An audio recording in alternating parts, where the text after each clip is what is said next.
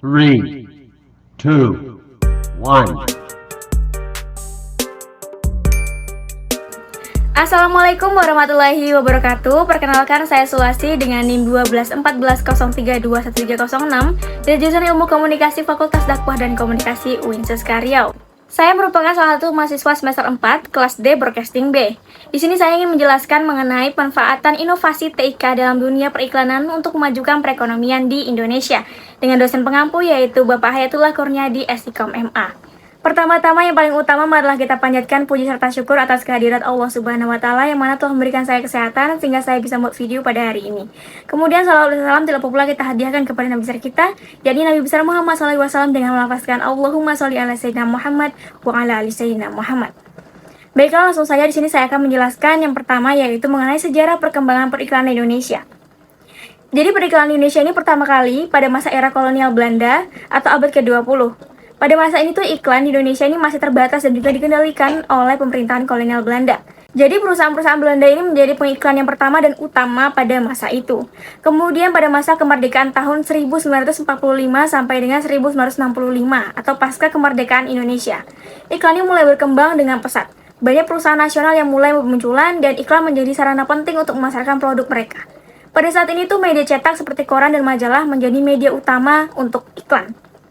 Koran muncul dengan ukuran halaman yaitu 8, ditambah dengan 4 halaman hanya untuk berisikan iklan-iklan.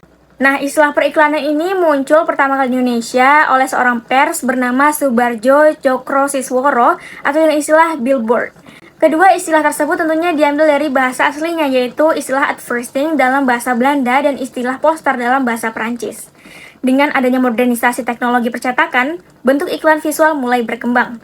Kemudian era televisi pada tahun 1980-an, perkembangan televisi ini sebagai media massa memberikan dampak besar pada dunia periklanan. Iklan televisi mulai menjadi populer dan menjadi bagian penting dalam strategi pemasaran perusahaan. Stasiun televisi swasta pertama seperti RCTI dan juga SCTV mulai muncul pada periode ini. Lalu pada era digital tahun 2000-an hingga sekarang, perkembangan teknologi di internet dan komputer mengubah landscape periklanan di Indonesia. Iklan digital mulai berkembang pesat dengan munculnya situs web, iklan banner, dan media sosial. Perusahaan dapat menargetkan audiens secara lebih spesifik dan melacak efektivitas iklan dengan lebih baik. Pengiklan dapat memanfaatkan platform-platform digunakan untuk mencapai audiens yang lebih besar dan berinteraksi secara langsung dengan konsumen. Kemudian bentuk inovasi TIK dalam dunia periklanan di Indonesia. Yang pertama yaitu website banner digital pada awal era digital. Perkembangan website menjadi salah satu inovasi penting dalam periklanan. Perusahaan dapat membuat situs web resmi untuk mereka mempromosikan produk atau jasa yang mereka jual. Kemudian yaitu search engine marketing dan juga search engine optimization.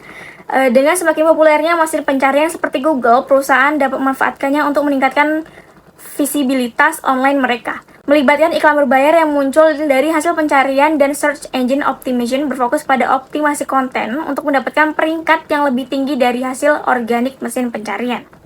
Kemudian kemunculan media sosial seperti Facebook, Instagram, Twitter, YouTube, dan lain sebagainya telah mengubah cara perusahaan beriklan.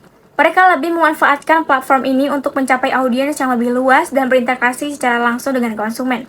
Selain itu, influencer marketing juga menjadi populer di mana perusahaan bekerja sama dengan individu terkenal di media sosial untuk mempromosikan produk mereka.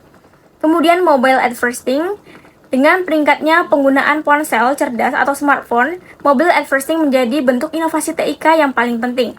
Perusahaan dapat mengoptimalkan iklan mereka untuk ditampilkan di aplikasi dan situs mobile, serta menggunakan teknologi seperti geotargeting untuk mencapai audiens yang relevan secara geografis. Kemudian, programmatic advertising, di mana melibatkan penggunaan algoritma dan teknologi otomatis untuk membeli dan menampilkan iklan secara real-time. Hal ini memungkinkan perusahaan untuk menargetkan audiens dengan lebih tepat dan meningkatkan efisien kampanye periklanan mereka. Lalu, dampak dari penerapan TIK dalam dunia periklanan terhadap sektor perekonomian. Lalu dampak penerapan TIK dalam dunia periklanan terhadap sektor perekonomian di Indonesia telah memberikan keuntungan yang signifikan dari masa ke masa. Beberapa dampak positif penerapan TIK dalam dunia periklanan terhadap sektor perekonomian di Indonesia yaitu yang pertama adalah meningkatkan akses pasar. Nah, jadi dengan adanya penerapan TIK dalam periklanan, perusahaan ini dapat mencapai pasar yang lebih luas dan juga potensial. Melalui platform digital, iklan dapat diakses oleh penggunaan internet di seluruh Indonesia, bahkan dunia, yang memungkinkan perusahaan ini untuk memperluas pangsa pasar dan mencapai konsumen yang sebelumnya sulit untuk dijangkau. Kemudian efektivitas dan efisiensi yang lebih tinggi. Penerapan TIK ini dalam periklanan memungkinkan perusahaan untuk mengoptimalkan target audiens dan juga mengukur efektivitas kampanye iklan yang lebih baik. Dengan teknik seperti programmatic advertising, iklan ini dapat disesuaikan dengan preferensi dan juga perilaku pengguna, sehingga meningkatkan efisiensi pengeluaran periklanan dan juga menghasilkan tingkat konversi yang lebih tinggi. Lalu interaksi dan juga keterlibatan yang menjadi lebih baik melalui media sosial dan platform digital lainnya. Di sini perusahaan dapat berinteraksi secara langsung dengan konsumen. Ini memungkinkan perusahaan untuk memahami kebutuhan dan juga preferensi konsumen yang jadi lebih baik, memberikan pelayanan yang lebih baik dan juga membangun hubungan yang erat lagi dengan para pelanggan. Dan yang terakhir yaitu terjadinya peningkatan inovasi produk dan juga layanan penerapan TIK dalam periklanan mendorong perusahaan untuk terus berinovasi dalam pengembangan produk dan lainnya. Nah, jadi melalui analisis data yang mereka lakukan, umpan balik konsumen yang diperoleh dari platform digital dan juga lainnya, perusahaan ini dapat mengidentifikasikan peluang pasar baru, mengoptimalkan produk yang ada, dan juga mengembangkan inovasi baru yang lebih sesuai dengan kebutuhan konsumen. Nah, kemudian kita berbicara mengenai minat masyarakat Indonesia saat ini pada sektor ekonomi kreatif periklanan.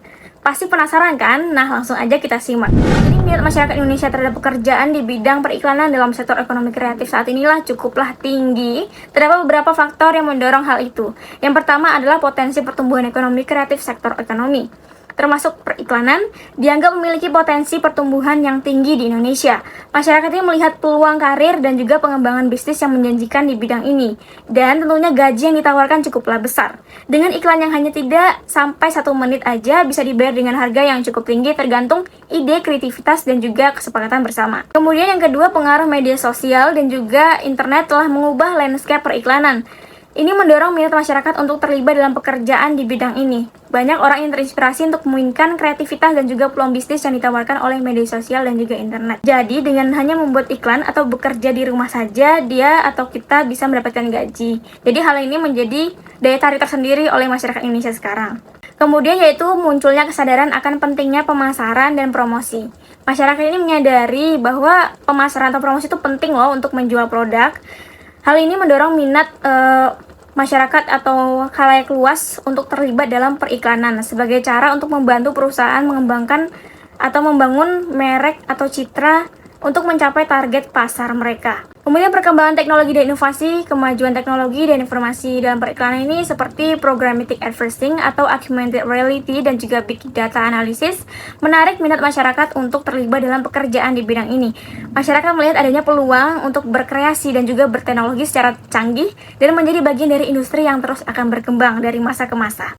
Nah, kemudian pada era saat ini siapa sih yang tidak menggunakan media sosial atau aplikasi seperti TikTok, Twitter, Instagram, YouTube, WhatsApp, dan lain sebagainya?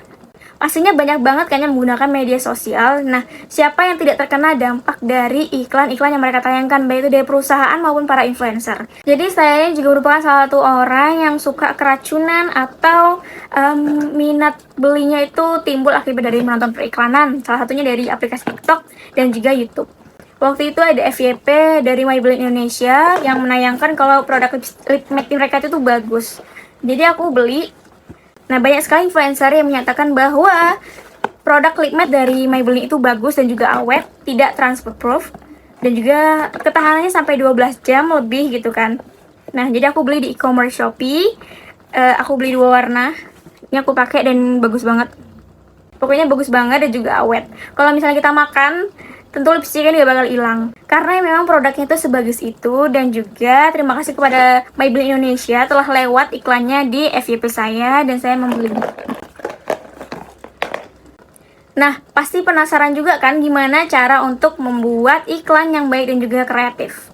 Nah, jadi dalam membuat iklan, untuk menghasilkan iklan yang baik yaitu menggunakan elemen-elemen dalam sebuah rumus yang dikenal juga dengan model AIDCA, yang terdiri dari A yaitu attention. Pesan iklan yang kreatif harus mampu menarik perhatian audiens, ditinjau dari jenis huruf, letak-letak, warna, dan juga ukurannya. Kemudian I yaitu interest. Nah, jadi setelah berhasil merebut perhatian audiens nih, Berikutnya, bagaimana cara agar audiens ini berminat untuk membeli atau mencari tahu lebih lanjut tentang produk tersebut.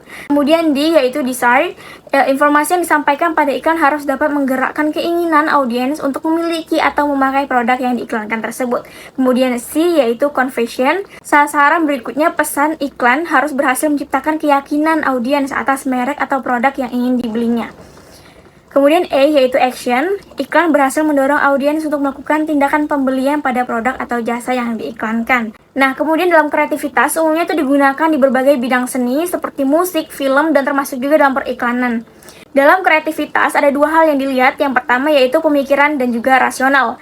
Seharus sederhana dan juga jernih dengan ide atau gambaran yang tidak membingungkan masyarakat dengan karya-karya yang rumit. Jadi kalau misalnya iklan tersebut sulit dimengerti atau dicerna oleh masyarakat, tentulah iklan tersebut tidak efektif, terkena dampak kepada masyarakat yang menonton. Nah, kemudian yang kedua yaitu creating a difference. Semangat membuat sesuatu terlihat berbeda dari yang lainnya dan diharapkan ini dapat merangsang terciptanya karya yang orisinil dan juga inovatif. Kreativitas ini berasal dari hasil pemikiran seseorang, pengolahan ide secara terus-menerus untuk menciptakan sesuatu yang baru, unik, dan juga berbeda. Nah, sebelum strategi dirumuskan, yang harus dilakukan adalah kita mengetahui tentang produk. Informasi mengenai produk atau jasa yang akan diiklankan termuat dalam marketing brief yang dibuat oleh klien. Informasi tersebut biasanya meliputi yang pertama adalah pernyataan tentang apakah merek tersebut baru atau sudah lama beredar di pasaran. Kemudian yang kedua yaitu deskripsi singkat tentang fitur produk. Kemudian diferensiasi adalah keunggulan yang membedakan produk tersebut dari para pesaing yang lainnya. Kemudian kelompok sasaran. Nah, kelompok mana yang harus menjadi pasar sasaran produk? Mengetahui kelompok sasaran sangat memahami bagaimana cara mereka berpikir, bertindak, dan juga berperilaku. Amati pola sosial mereka dengan bagaimana mereka berbicara, apa yang menarik minat mereka, dan juga apa kebutuhan mereka. Kemudian, selain creative design, strategi komunikasi juga diperlukan di Departemen PR atau komunikasi korporat untuk meningkatkan hubungan dengan klien dan klien potensial. Untuk mendapatkan niat baik, saling pengertian, dan juga dukungan. Nah, jadi untuk kesimpulannya, dalam dunia periklanan di Indonesia ini, penerapan inovasi TIK telah memberikan dampak positif pada sektor perekonomian.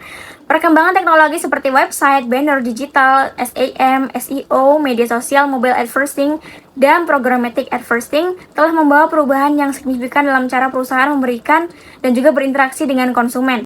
Dampak penerapan TIK termasuk juga meningkatnya akses pasar, efektivitas, dan juga efisiensi yang lebih tinggi, interaksi dan keterlibatan yang lebih baik, serta peningkatan inovasi produk dan juga layanan. Potensi pertumbuhan ekonomi kreatif, sektor ekonomi kreatif termasuk periklanan, dianggap memiliki potensi yang pertumbuhannya tinggi di Indonesia, khususnya di era digital pada saat ini.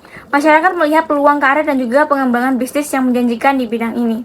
Nah, kreativitas biasanya digunakan dalam beberapa industri seperti seni, musik, perfilman, dan tidak luput juga dalam dunia periklanan. Menjadi kreatif itu berarti memiliki gagasan baru yang cenderung aneh, nyentrik, dan juga berbeda dari yang lainnya. Nah, sekian dari saya, lebih dan kurangnya saya mohon maaf. Wabillahi taufiq wal hidayah. Wassalamualaikum warahmatullahi wabarakatuh.